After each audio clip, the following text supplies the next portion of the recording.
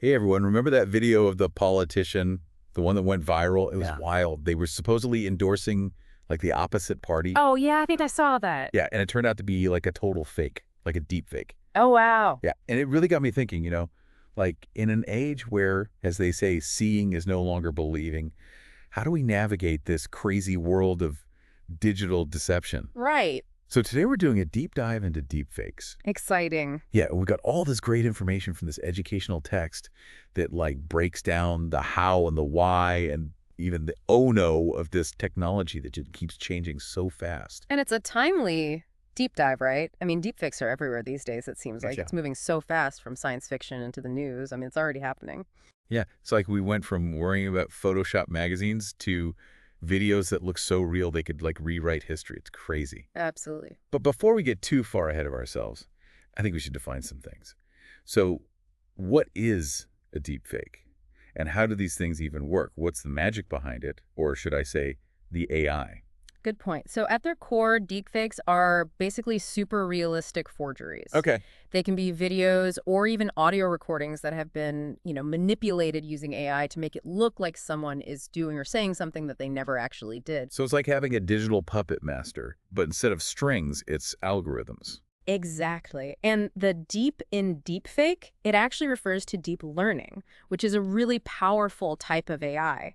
Imagine feeding a computer program, like thousands of pictures of a person's face, all their different expressions, smiles, frowns, everything. Okay, yeah. This data trains the AI to understand like all the little nuances of a person's face, all their little expressions. So it learns to like mimic someone's essence, their digital DNA in a way. Exactly. And once it's mastered that, it can be used to change existing videos or even make totally new videos where the person looks like they're doing or saying things they never did. Wild. And what's really wild, and honestly a little unnerving, is that these algorithms are constantly getting better. They're learning all the time. Oh, great. Yeah, we're talking about things called GANs, generative adversarial networks, which basically means that the AI is competing against itself to create even more realistic fakes. So it's like a digital duel. Exactly. Okay, well, that is both really cool and really creepy at the same time.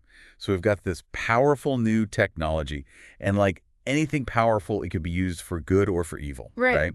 Right. And I've got to say, this tech seems pretty concerned about the downsides of this technology. Yeah, the downsides are definitely something to be concerned about. I mean, imagine the impact this could have on elections. Oh, yeah. It's not just about spreading rumors anymore. It's about showing fake videos of candidates maybe saying things they never said, doing things they never did. Yeah. Or think about businesses. Deepfake voices could be used to impersonate CEOs or something, maybe even authorize like fraudulent transactions. Oh, man. So it's like all of our worries about identity theft are coming true, but like on another level. Yeah. And the legal system is having a hard time keeping up with all of this, which makes it even more complicated. That's right. This text mentions that, right? Yeah. The laws we have now about slander and libel and fraud, those were all designed before deepfakes even existed.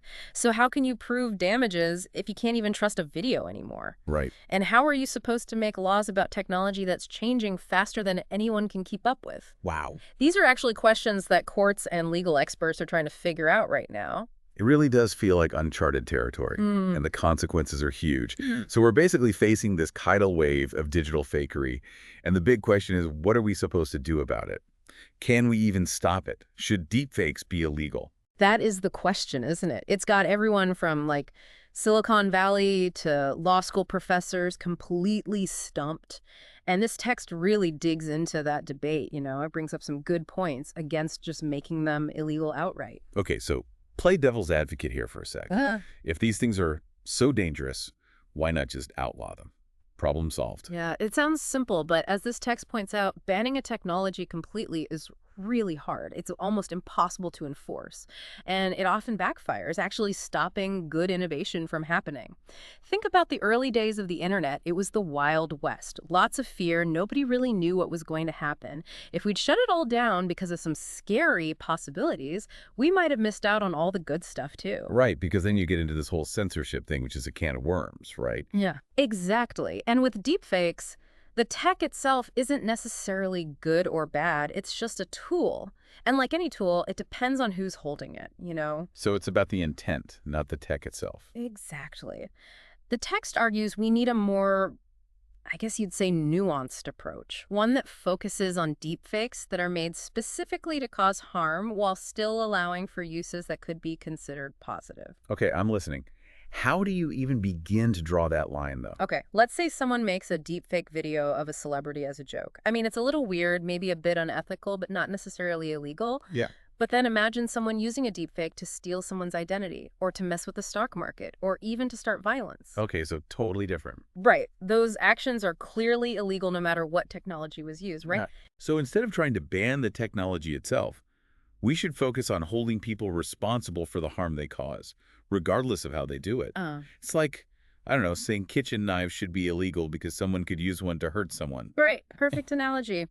A knife can be used to cook a beautiful meal or to hurt someone. Deepfakes are the same. The context and intent are everything. So this text also talked about how deepfakes could be used for good, right? Yeah. Like beyond the scary stuff, there's some positive ways this tech could be used. Absolutely. We're already seeing it in movies and TV, making incredibly realistic special effects and even bringing historical figures to life. That's pretty cool, actually. Right. Imagine a history class where students can interact with a life like Abraham Lincoln or something. Yeah, that'd be amazing. Or a Shakespearean play acted by deepfakes of actors from different eras. The possibilities are pretty much endless. That's incredible. And the text also mentioned using deepfakes to improve accessibility, right? Yes. Imagine creating subtitles or voiceovers in tons of different languages for movies and TV shows. Oh, that's so cool. It would make entertainment accessible to so many more people.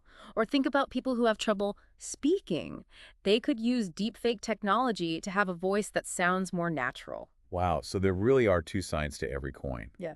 But knowing that these deepfakes can be used for bad, how do we protect ourselves? How do we even tell what's real anymore? I don't know about you, but I feel like I need to start taking notes or something. Okay. It's like we're in this crazy game of digital hide and seek. How can we even spot a deepfake when they're getting so good? Yeah, it is a little worrying, especially with how social media works these days. Yeah. It's like those algorithms are designed to spread whatever gets our attention fastest, whether it's true or not.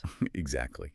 So what do we do? Are we just doomed? Not at all. Our source makes a good point about remembering that we have power in this too. We can use our critical thinking skills. Okay, so less scrolling and more like detective work then. What should we be looking for? Exactly. Think of it like you're a digital detective. First, check the source. Is this video coming from like a real news site, an official account, or just some random place online? Okay, so check the source, makes sense. What else? Then look for little things that seem off. Like what? Deepfakes often have trouble with things like blinking, how hair moves, even shadows. Oh, interesting. Yeah, so if something seems even a little bit off, it might be a deepfake. So trust your gut. If something feels wrong, it probably is. Right. Another big red flag is content that's meant to make you feel a strong emotion. Like what? Like anger or fear, those kinds of things. Oh, yeah, that stuff spreads like wildfire online. Exactly. Deepfakes really try to use our emotions against us. Wow. So if a video makes you feel super emotional, take a minute before you share it. Check the facts.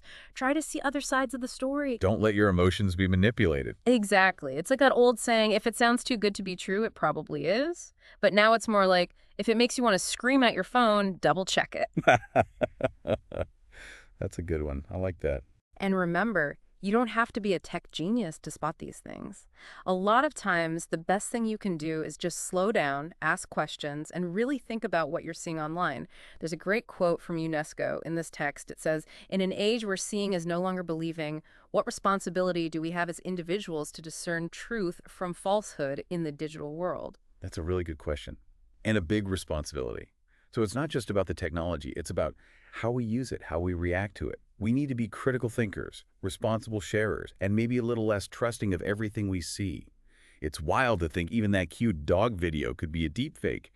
But it's a good reminder to be cautious and always keep learning and asking questions. Well, that's our deep dive into deepfakes.